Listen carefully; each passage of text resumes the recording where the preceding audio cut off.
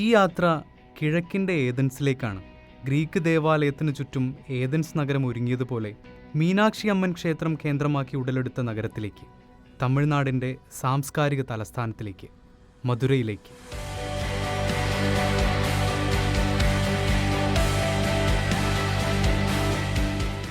ക്ഷേത്രങ്ങളും വിശ്വാസങ്ങളും അതിനു ചുറ്റുമുള്ള തെരുവുകളും അവിടുത്തെ രുചിവൈവിധ്യങ്ങളും ജീവിതങ്ങളും തേടിയൊരു മധുരയാത്ര.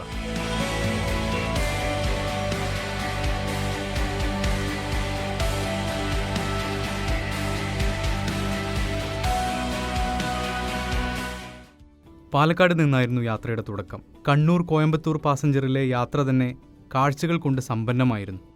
എത്ര കണ്ടാലും മടുക്കാത്ത പാലക്കാടിൻ്റെ ഗ്രാമീണ ഭംഗി കണ്ടുകൊണ്ടുള്ള ഒരു യാത്ര. പുറത്തെ കാഴ്ചകളിൽ നിന്ന് കണ്ണെടുക്കാനേ ആവില്ല. അങ്ങ് ദൂരെ തലയുയർത്തി നിൽക്കുന്ന മലനിരകൾ കാണാം. കേരളത്തിലെ അവസാന റെയിൽവേ സ്റ്റേഷനായ വാളയാർ എത്തി. ഈ കാണുന്നതാണ് മലബാർ സിമൻസിൻ്റെ ഫാക്ടറി.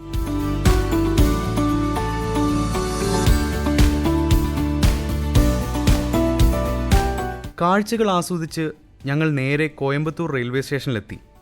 ഉച്ചഭക്ഷണം കഴിച്ച ശേഷം നേരെ ടിക്കറ്റ് കൗണ്ടറിലേക്ക്. കോയമ്പത്തൂരിൽ നിന്നും ഇതേ ട്രെയിനിൽ തന്നെയാണ് മധുരയിലേക്കുള്ള യാത്രയും. ഉച്ചയ്ക്ക് 1:45 കോയമ്പത്തൂർ എത്തുന്ന കണ്ണൂർ കോയമ്പത്തൂർ പാസഞ്ചർ 2:30 മണിക്ക് കോയമ്പത്തൂർ മധുര ഇൻ്റർസിറ്റിയായി യാത്ര തുടങ്ങും. പോകുന്ന വഴിയിലെ കാഴ്ചകളെല്ലാം കാണാമെന്നതാണ് പകലത്തെ ഈ ട്രെയിൻ യാത്രയെ ഹരം കൊള്ളിക്കുന്നത്. മുന്നോട്ടു പോകുന്തോറും അങ്ങ് ദൂരെ കാറ്റാടിപ്പാടങ്ങൾ കാണാം. മലയാളിക്ക് അത്ര സുപരിചിതമല്ലാത്ത മനോഹര കാഴ്ചയാണ് ഈ കൂറ്റൻ കാറ്റാടി യന്ത്രങ്ങൾ. തമിഴ്നാടിൻ്റെ ഗ്രാമീണ സൗന്ദര്യത്തിലൂടെയുള്ള തീവണ്ടി യാത്ര തുടരുകയാണ്. വിളവിറക്കാൻ തയ്യാറാക്കിയിട്ടിരിക്കുന്ന പാടങ്ങളും തമിഴ്നാട്ടിലെ കൊച്ചു ഗ്രാമങ്ങളും പിന്നിട്ട് ട്രെയിൻ പഴനി റെയിൽവേ സ്റ്റേഷനിലെത്താറായി. നിരവധി യാത്രക്കാർ പഴനിയിലിറങ്ങി. പഴനിയിൽ നിന്നും ട്രെയിൻ പുറപ്പെട്ടു. പുതിയ കാഴ്ചകൾ തേടി മധുര മീനാക്ഷിയുടെ നാട്ടിലേക്ക് ഞങ്ങളും യാത്ര തുടർന്നു. വൈകിട്ട് 7:30 മധുരൈ റെയിൽവേ സ്റ്റേഷനിലെത്തി. റെയിൽവേ വികസനത്തിന്റെ ഭാഗമായുള്ള നിർമ്മാണ പ്രവർത്തനങ്ങൾ ഇവിടെ നടക്കുന്നുണ്ടായിരുന്നു. സ്റ്റേഷനിൽ നിന്നും 1.5 കിലോമീറ്റർ മാത്രമേ മീനാക്ഷി അമ്മൻ ക്ഷേത്രത്തിലേക്കുള്ളൂ. പോകും വഴി തന്നെ താമസിക്കാനുള്ള സ്ഥലവും നോക്കാമെന്ന് കരുതി. ക്ഷേത്രത്തിൽ രാവിലെ പോകാൻ തീരുമാനിച്ചതിനാൽ രാത്രി ബൺ പൊറോട്ട കഴിക്കാൻ തന്നെ തീരുമാനിച്ചു. ഇപ്പോൾ പാലക്കാട് ചിലയിടങ്ങളിൽ ലഭിക്കുമെങ്കിലും ബൺ പൊറോട്ട ജന്മം കൊണ്ട മധുരയിൽ നിന്ന് തന്നെ അത് കഴിച്ചില്ലെങ്കിൽ പിന്നെന്ത് കാര്യം. ചെറിയൊരു ചാറ്റൽ മഴയുണ്ട്. എങ്കിലും കാറെടുത്ത് ലക്ഷ്യസ്ഥാനത്തേക്ക് പോയി. പലതരം ഭക്ഷണങ്ങളുണ്ടെങ്കിലും ബൺ പൊറോട്ട തന്നെയാണ് ഹോട്ടലിലെ സ്റ്റാർ. ചുറ്റുമൊന്ന് കണ്ണോടിച്ചാൽ അത് വ്യക്തമാകും. എല്ലാവരും ബൺ പൊറോട്ട കഴിക്കാനായി വന്നവരാണ്. കഴിക്കാൻ മാത്രമല്ല, ബൺ പൊറോട്ട ഉണ്ടാക്കുന്നത് ലൈവായി കാണുകയും ചെയ്യാം.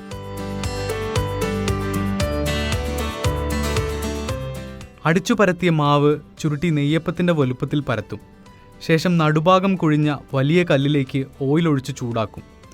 ചെറുതായി പരത്തിവെച്ച ബൺ പൊറോട്ടകൾ ഓരോന്നായി ചട്ടിയുടെ വശങ്ങളിൽ വട്ടത്തിൽ നിരത്തിവെക്കും. എന്നിട്ട് കല്ലിൻ്റെ കുഴിയുള്ള ഭാഗത്തേക്ക് കൂടുതൽ ഓയിലൊഴിച്ച് ഓരോ ബൺ പൊറോട്ടയും അതിലേക്കിട്ട് വേവിച്ചെടുക്കും. മൊത്തത്തിൽ പൊറോട്ട എണ്ണയിലൊന്ന് മുങ്ങിക്കുളിക്കും. ശേഷം അട്ടിക്കങ്ങനെ എടുത്തു വയ്ക്കും. ഉണ്ടാക്കിയത് കണ്ടപ്പോഴേക്കും കഴിക്കാനുള്ള ആഗ്രഹം ഇരട്ടിച്ചു. നമ്മുടെ മുന്നിൽ ഇലയൊക്കെ വന്നു.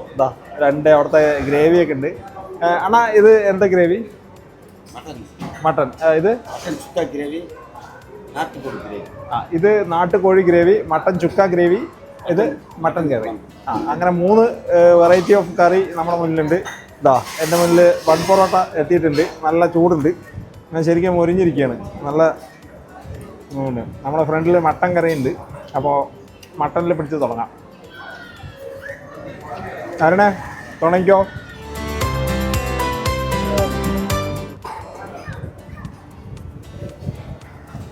നല്ല ടേസ്റ്റ് ഉണ്ട്. കാരണം മട്ടനും പൊറോട്ടയും കൂടി ആകുമ്പോൾ അതൊന്നും പറയണ്ടല്ലോ. നാക്കിലയിട്ട് ബൺ പൊറോട്ട വെച്ചു. അതിന് മുകളിലേക്ക് മട്ടൻ കുളമ്പ് ഒഴിച്ചു. സ്പെഷ്യൽ കറി പലതുണ്ടെങ്കിലും ബൺ പൊറോട്ടയ്ക്കൊപ്പം 3 തരം ഗ്രേവികൾ കോംപ്ലിമെൻ്ററിയായി കിട്ടും. മട്ടൻ കറി, നാട്ടുകോഴി ഗ്രേവി, മട്ടൻ ചുക്ക.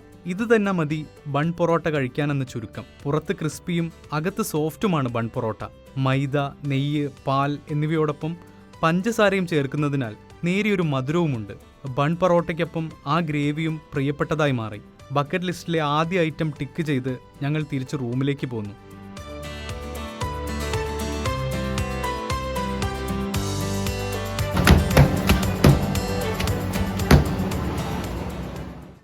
രാവിലെ 6 മണിയോടെ മധുര മീനാക്ഷി ക്ഷേത്രത്തിലെത്തി. പുനരുദ്ധാരണ പണികൾ നടക്കുന്നതിനാൽ ക്ഷേത്രത്തിന്റെ എല്ലാ ഗോപുരങ്ങളും തുണി കൊണ്ട് മറച്ച നിലയിലായിരുന്നു.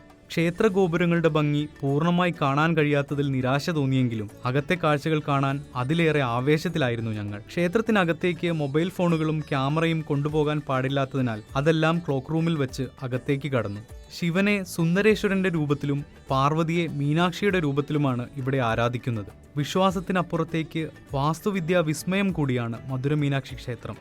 1000 കൽമണ്ഡപം അല്ലെങ്കിൽ മീനാക്ഷി നായ്ക്കർ മണ്ഡപം, പുരാതനമായ ചുമർചിത്രങ്ങൾ, ശില്പങ്ങൾ, അങ്ങനെ ക്ഷേത്രത്തിനകത്ത് നടന്നു കാണാൻ ഒരുപാട് കാഴ്ചകളുണ്ട്. 11 മണിയോടെയാണ് ഞങ്ങൾ ക്ഷേത്രത്തിന് പുറത്തിറങ്ങുന്നത്. ചുറ്റും കടകളാണ്. ചെട്ടിനാട് സാരികളും കളിപ്പാട്ടങ്ങളും പൂവുകളും തുടങ്ങി എല്ലാത്തിനുമുള്ള കടകളുണ്ട്.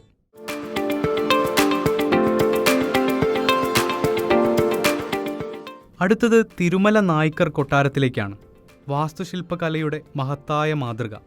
മധുരയിലെ നായിക് ഭരണാധികാരികളിൽ ഏറ്റവും മഹാനായ തിരുമല നായ്ക്കർ 1636 സിർക്കിയിൽ നിർമ്മിച്ചതാണ് ഈ രാജകീയ കൊട്ടാരം.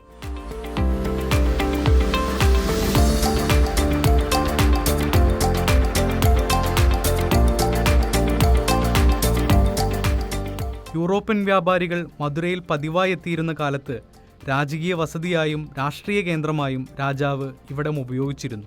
അന്ന് തിരുമല താമസിച്ചിരുന്നതും കോടതി വഹിച്ചിരുന്നതുമായ പ്രധാന ഭാഗമാണ് ഇന്ന് നാം കാണുന്ന കെട്ടിടം. യഥാർത്ഥ കൊട്ടാര സമുച്ചയം ഇന്നുള്ളതിനേക്കാൾ 4 ഇരട്ടി വലുതായിരുന്നെന്നാണ് വിവരം.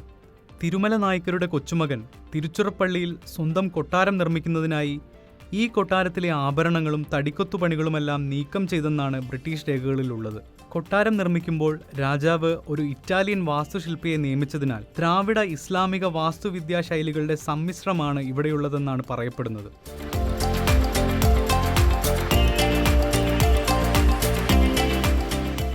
എന്നാൽ കൊട്ടാരത്തിന്റെ യഥാർത്ഥ ശില്പിയാരെന്ന് ഒരു ചരിത്രരേഖകളിലും രേഖപ്പെടുത്തിയിട്ടില്ല.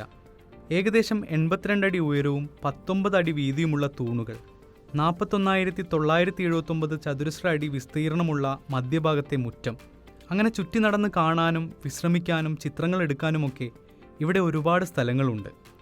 ഇരുവർ, ബോംബെ, ഗുരു തുടങ്ങിയ സിനിമകളിലൂടെ നമ്മൾ പലരും കണ്ട ഇടം, ഡയറക്ടർ മണിരത്നത്തിൻ്റെ പ്രിയ ലൊക്കേഷൻ.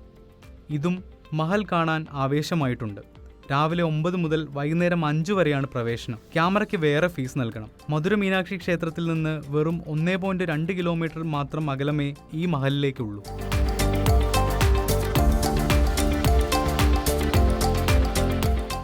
അത്യാവശ്യം വെയിലുകൊണ്ട് തളർന്നതുകൊണ്ട് ഇനി ശരീരം അല്പം തണുപ്പിച്ചാവാം യാത്ര എന്ന് തീരുമാനിച്ചു. മധുരയിൽ ശരീരവും മനസ്സും തണുപ്പിക്കാൻ ഏറ്റവും ബെസ്റ്റ് ജിഗർതണ്ട തന്നെയാണ്.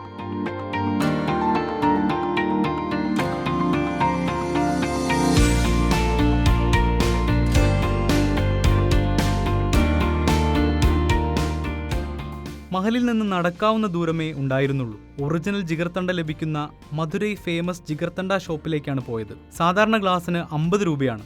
ഐസ്ക്രീം ഇട്ട സ്പെഷ്യലിന് 100 രൂപയും. ഞങ്ങൾ വാങ്ങിച്ചത് മിനി ജിഗർതണ്ടയാണ്. ഇതിന് 50 രൂപയാണ് വില. ഇതിന്റെ വലുതുണ്ട്, അത് 100 രൂപയാണ് വില. രണ്ടും ഓരോ ഗ്ലാസ് വീതം വാങ്ങി.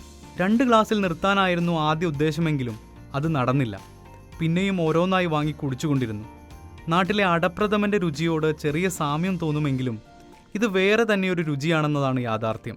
തിരക്കൊഴിയുന്നതേ ഇല്ല. ഒരുപാട് ആളുകൾ ധാരാളം വന്ന് വാങ്ങിച്ചിട്ട് പോകുന്നുണ്ട്. ഈ ജിഗർതണ്ട പാഴ്സലായിട്ടും കിട്ടും. നമുക്ക് ഇവിടെ ഇരുന്നിട്ടും കഴിക്കാൻ പറ്റും. വയറും മനസ്സും നിറഞ്ഞ് തിരിച്ചു പോകാനുള്ള വണ്ടി കാത്തു നിൽക്കുമ്പോഴാണ് റോഡിന്റെ ഓപ്പോസിറ്റ് തെനൈ വിൽക്കുന്നത് കണ്ടത്. തെങ്ങിന്റെ കൂമ്പാണ് ഇവിടെ തെനൈ. വായ്പുണ്ണ്, നെഞ്ചരിച്ചിൽ തുടങ്ങിയ രോഗങ്ങൾക്ക് മരുന്നായി തെനൈ കഴിക്കാറുണ്ട്. ഇത്രയും ഔഷധ ഗുണങ്ങളുള്ള ഒന്ന് കഴിക്കാതെ പോകുന്നത് എങ്ങനെ? 20 രൂപയ്ക്ക് കുറച്ച് വാങ്ങിച്ചു. തെങ്ങിന്റെ പൂക്കൊലയാണ്. അതിന്ന് എടുക്കുന്ന ഇതിനെ ചെത്തി എടുത്തിട്ടാണ് നമുക്ക് കഴിക്കാൻ. പക്ഷെ ഭയങ്കര ടേസ്റ്റ് ആണ്. ഈ ചെന്നം കൊടുത്ത് ഇളനിയോട് കൊടുത്ത് வாய் புண்ணு, வவுத்து புண்ணு, கல்லடப்பு, நெஞ்சு எரிச்சல், மூலம் இதெல்லாம் நல்லது சாப்பிட்டா சரியாகும். பொள்ளாச்சி, கம்பம், கமுதி அங்கேருந்து வருது. மெயினாக பொள்ளாச்சிலேருந்து அதிகமாக வருது. மதுரை ஸ்பெஷல். ഇനി നേരെ ഗുഹാക്ഷേത്രത്തിലേക്കാണ്. തിരുപ്പറക്കുണ്ട്രം റോക്ക് കട്ട് കേവിലേക്ക്.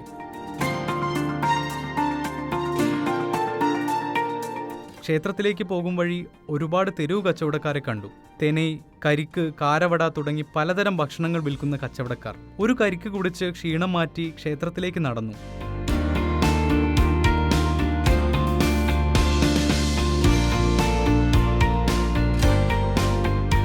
പോകും വഴിയെല്ലാം കല്ലുകൾ ഒന്നിനു മുകളിൽ ഒന്നായി അടുക്കി വെച്ചത് അപ്പോഴാണ് ശ്രദ്ധയിൽപ്പെടുന്നത്. ഇങ്ങനെ ചെയ്താൽ സ്വന്തമായി വീട് നിർമ്മിക്കാനാവുമെന്നാണ് ഇവിടെയുള്ളവരുടെ വിശ്വാസം. പോകും വഴി കണ്ട കിണർ വ്യത്യസ്തമായി തോന്നി. ക്ഷേത്രമാണെങ്കിലും ഇവിടെ നിലവിൽ പ്രതിഷ്ഠയോ പൂജയോ ഒന്നുമില്ല. ആർക്കിയോളജി വകുപ്പിൽ ഇടം പിടിച്ച ഇടമാണിത്. ശാന്തമായ അന്തരീക്ഷം. ആൽമരങ്ങൾക്ക് നടുവിൽ കുറച്ചു പടികൾ കയറി മുകളിലെത്തിയാൽ കാണുന്ന ക്ഷേത്രം.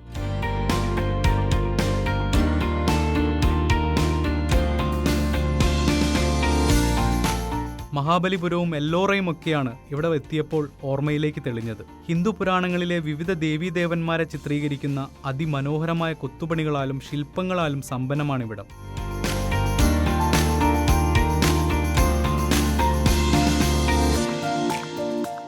ഗുഹയ്ക്കുള്ളിലേക്ക് വെളിച്ചമില്ലാത്തതിനാൽ മൊബൈൽ ടോർച്ച് വെളിച്ചത്തിലാണ് കൊത്തുപണികളെല്ലാം കണ്ടത്. പാണ്ഡ്യ രാജവംശത്തിന്റെ ഭരണകാലത്ത് 8-ാം നൂറ്റാണ്ടിൽ നിർമ്മിച്ചതാണെന്നാണ് വിശ്വാസം. ശിവന് സമർപ്പിച്ചിരിക്കുന്ന ഈ ഗുഹാക്ഷേത്രം ഇന്ത്യൻ ഇതിഹാസമായ മഹാഭാരതത്തിലെ പാണ്ഡവ സഹോദരന്മാരുടെ പേരിലാണ് അറിയപ്പെടുന്നത്.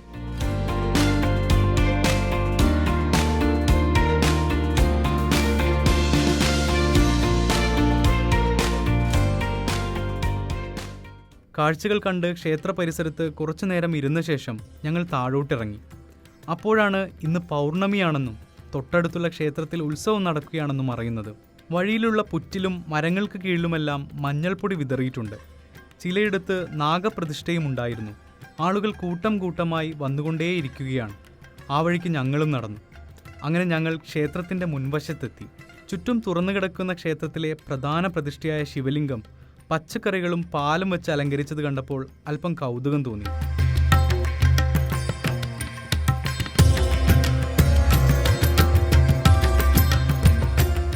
സമയം പോകുന്തോറും ക്ഷേത്രത്തിലേക്ക് പോകുന്നവരുടെ എണ്ണം കൂടിക്കൊണ്ടേയിരുന്നു.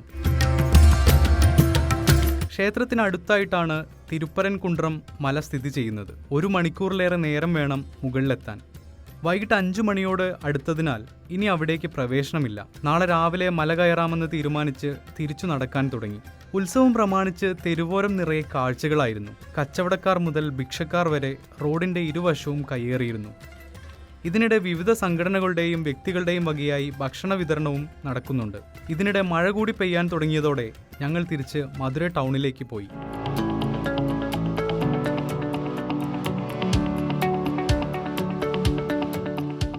ഒറിജിനൽ തിരുനെൽവേലി ഹലുവ ചൂടോടെ കഴിക്കാൻ ഇവിടെ വന്നാൽ മതി. ചെറിയ ഇലയിൽ നല്ല ചൂടുള്ള ചെറിയ കഷ്ണം ഹലുവ.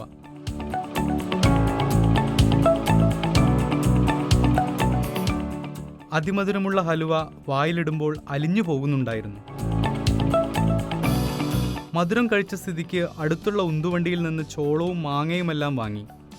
മധുരയിലെ ഭക്ഷണത്തിന്റെ മണമറിഞ്ഞ് അടുത്ത രുചി തേടി ഞങ്ങൾ യാത്ര തുടർന്നു. ബൺ പൊറോട്ടയ്ക്കൊപ്പം കഴിച്ചപ്പോൾ മുതലേ മധുരയിലെ മട്ടൻ കറി പ്രിയപ്പെട്ടതായി മാറിയിരുന്നു. അതുകൊണ്ട് രാത്രി ഭക്ഷണം മട്ടൻ വിഭവങ്ങൾ മാത്രം കിട്ടുന്ന മായാണ്ടി മട്ടൻ സ്റ്റാളിൽ നിന്നാകാമെന്ന് കരുതി. മധുരയിലെ മൊബൈൽ മാർക്കറ്റിലൂടെയായിരുന്നു ഞങ്ങളുടെ യാത്ര. അങ്ങനെ ഇരുനിലകളുള്ള ചെറിയ കടയിൽ ഞങ്ങളെത്തി. മട്ടൻ ചുക്ക, വെങ്കായക്കറി തുടങ്ങി മട്ടൻ്റെ പല വെറൈറ്റികൾക്കൊപ്പം പൊറോട്ട, ഇഡലി, ദോശ, ഇടിയപ്പം ഒക്കെയുണ്ട്. പക്ഷേ ഇവിടെ ഏറ്റവും സ്പെഷ്യൽ മറ്റൊന്നാണ്, കരിദോശ. ആടിനെയും പശുവിനെയുമെല്ലാം മേച്ചു നടക്കുന്ന മധുരയിലെ കോണാർ സമുദായത്തിൻ്റെ തനത് ഭക്ഷണമാണിത്. പ്ലെയിൻ ദോശയുടെ മുകളിലേക്ക് മുട്ട പൊട്ടിച്ചൊഴിക്കും. അതിനു മുകളിലേക്ക് എരിവുള്ള മട്ടൻ കീമയൊഴിച്ച് ഉണ്ടാക്കുന്ന ഒരു കട്ടിദോശ. സാധാരണ ചട്നിയും മട്ടൻ ഗ്രേവിയുമാണ് ഇതിനൊപ്പം കഴിക്കാനുണ്ടാവുക. ഒന്ന് തന്നെ 2 പേർക്ക് കഴിക്കാനുള്ളതുണ്ട്. മട്ടൻ കൊണ്ട് ഉണ്ടാക്കുന്നൊരു സ്പെഷ്യൽ ദോശയാണ് മട്ടൻ കരിദോശ. അത്യാവശ്യം ഗംഭീര ടേസ്റ്റാണ്. നമ്മൾ സാധാരണ കിട്ടുന്ന ദോശ പോലെയല്ല. അതിനകത്ത് ഓംലെറ്റും ഈ മട്ടൻ്റെ കറിയും എല്ലാം കൂടി മിക്സ് ചെയ്തിട്ട് ഒരു പ്രത്യേക ടേസ്റ്റാണ്. അപ്പോൾ നമ്മുടെ ഫ്രണ്ടിലിരിക്കുന്നത് ഒന്ന് മട്ടൻ ചുക്കയാണ്, പിന്നെ ഒന്ന് വെങ്കായക്കറിയാണ്. വെങ്കായക്കറി എന്ന് പറഞ്ഞു കഴിഞ്ഞാൽ നമ്മൾ ഉള്ളിയൊക്കെ ഇട്ടിട്ടുള്ള മട്ടൻ്റെ ഒരു സ്പെഷ്യൽ കറിയാണ്. ഭയങ്കര ടേസ്റ്റാണ്. കരിദോശ കഴിക്കാനായി മാത്രം വേണമെങ്കിൽ മധുരയിലേക്ക് വരാമെന്നായിരുന്നു ഞങ്ങളുടെ അപ്പോഴത്തെ ചിന്ത. താരം കരിദോശയാണെങ്കിലും ഇഡ്ഡലിയും മട്ടൻ കറിയോടൊപ്പം കഴിച്ചു നോക്കി. നല്ല ഇഡ്ഡലിയും മട്ടൻ കുഴമ്പുമാണ്. ഗംഭീര ടേസ്റ്റാണ്. ശരിക്കും ഇത് ഇവിടെ മാത്രം കിട്ടുന്നൊരു മട്ടൻ കുഴമ്പാണ്. ഈ കറിയാണ് ഇവിടുത്തെ സ്പെഷ്യൽ എന്ന് വേണമെങ്കിൽ പറയാം. കഴിച്ചു കഴിഞ്ഞ് കടയ്ക്ക് പുറത്തെത്തിയപ്പോഴാണ് കൊത്തുപൊറോട്ട ഉണ്ടാക്കുന്നത് ഞങ്ങൾ കണ്ടത്. തയ്യാറാക്കിയ മട്ടൻ കറിയിലേക്ക് ഓരോ മുട്ടകളായി പൊട്ടിച്ചൊഴിക്കും. പൊറോട്ടകൾ തട്ടി മിക്സ് ചെയ്ത ശേഷം പിന്നെ എല്ലാം കൂടെ കൂട്ടിയോജിപ്പിക്കലാണ്.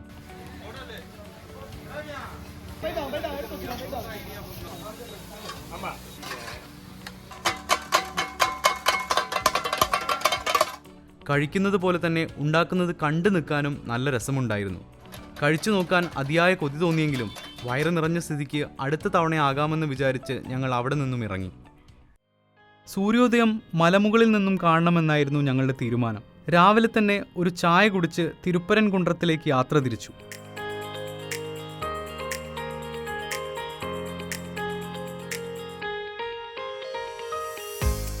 പ്രസിദ്ധമായ തിരുപ്പരൻകുன்றம் മുരുകൻ ക്ഷേത്രത്തിന് മുൻപിലൂടെയാണ് മലയിലേക്കുള്ള വഴി. തലേ ദിവസം കണ്ട തിരക്കോ ബഹളമോ ഒന്നുമില്ലാത്ത ശാന്തമായ അന്തരീക്ഷം. ക്ഷേത്രത്തിന് പിറകിൽ കാണുന്ന മലയുടെ മറുവശത്തേക്കാണ് നമ്മൾ ഈ മല കയറിയാൽ എത്തുന്നത്. തിരിച്ചു വരുമ്പോൾ മുരുകക്ഷേത്രത്തിൽ കയറാമെന്ന് തീരുമാനിച്ച് ഞങ്ങൾ യാത്ര തുടർന്നു. മല കയറുന്നതിന് മുൻപ് നമ്മുടെ പേരും മൊബൈൽ നമ്പറുമൊക്കെ ഡ്യൂട്ടിയിലുള്ള ഉദ്യോഗസ്ഥർക്ക് നൽകണം. ശേഷം പടികൾ ഓരോന്നായി കയറാൻ തുടങ്ങി. ക്ഷേത്രം തുറക്കാൻ 8:30 കഴിയുമെന്നതിനാൽ മല കയറാൻ ആരുമുണ്ടായിരുന്നില്ല. കുറച്ച് പടികൾ കയറിക്കഴിഞ്ഞാൽ വിശ്രമിക്കാൻ പാകത്തിലുള്ള ഗോപുരങ്ങളുണ്ട്. പകുതി എത്തിയപ്പോൾ തന്നെ മധുരൈ നഗരത്തിന്റെ ഭംഗി ഞങ്ങൾ അറിയാൻ തുടങ്ങി. അതിനൊപ്പം സൂര്യൻ ഉദിച്ചു വന്നു. ഒരുപാട് കയറിയും കുറച്ച് വിശ്രമിച്ചും വിശാലമായ കാഴ്ചകൾ ആസ്വദിച്ചുമെല്ലാം പതിയെ ഞങ്ങൾ മലമുകളിലെത്തി. വിമാനത്താവളവും റെയിലും പാടങ്ങളും ക്ഷേത്രവും തുടങ്ങി മധുരൈ നഗരം ഒന്നാകെ ഇവിടെ നിന്നും കാണാം. വാനരശല്യം ചെറുതായി നേരിടേണ്ടി വന്നെങ്കിലും മുകളിലെ കാഴ്ചകൾ കണ്ട് ഏറെ നേരം ഞങ്ങൾ ഇവിടെ ചെലവഴിച്ചു.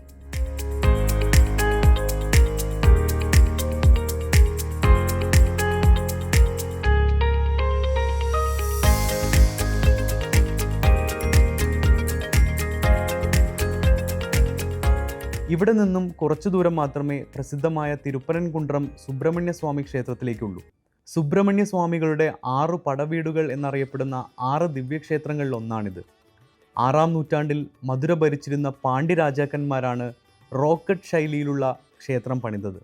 ശൂരപത്മൻ എന്ന ഭീകരനായ അസുരനെ വധിച്ച ശേഷം ദേവേന്ദ്രന്റെ മകളായ ദേവയാനിയെ സുബ്രഹ്മണ്യസ്വാമി വിവാഹം കഴിച്ചത് ഇവിടെ വെച്ചാണെന്നാണ് ഐതിഹ്യം. മുരുകൻ പിതാവായ പരമശിവനെ പരങ്കിരിനാഥർ എന്ന പേരിൽ പൂജിച്ച സ്ഥലമാണെന്നും പറയപ്പെടുന്നുണ്ട്. മറ്റ് ക്ഷേത്രങ്ങളിൽ നിന്ന് വ്യത്യസ്തമായി ഇവിടെ ശിവന്റെയും വിഷ്ണുവിന്റെയും വിഗ്രഹങ്ങൾ പരസ്പരം അഭിമുഖമായി പ്രതിഷ്ഠിച്ചതും ക്ഷേത്രത്തിന്റെ പ്രത്യേകതയാണ്.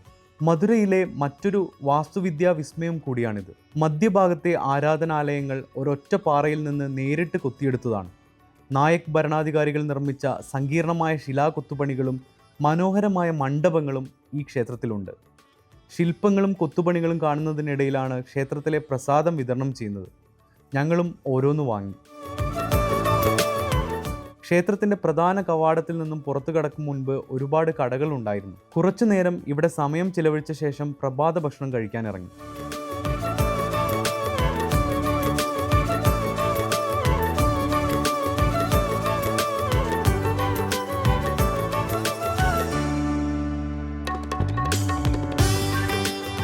ദോശയും ഇഡ്ഡലിയും സാമ്പാറും ചട്നിയുമൊക്കെയായി തമിഴ്നാട്ടിലെ ഒരു പതിവ് പ്രഭാത ഭക്ഷണം.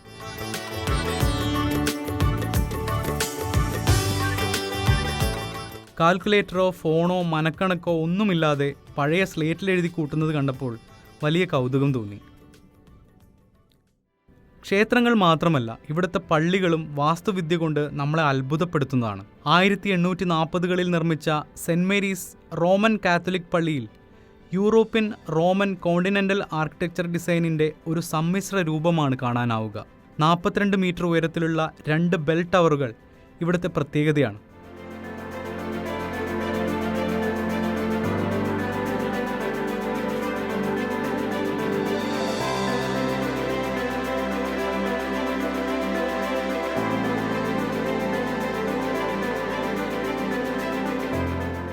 അപരിചിതമായ തെരുവിലൂടെ കാഴ്ചകൾ കണ്ട് നടന്ന് പനനൊങ്കും മധുരമല്ലിയുമെല്ലാം വഴിയരികിൽ കണ്ടു.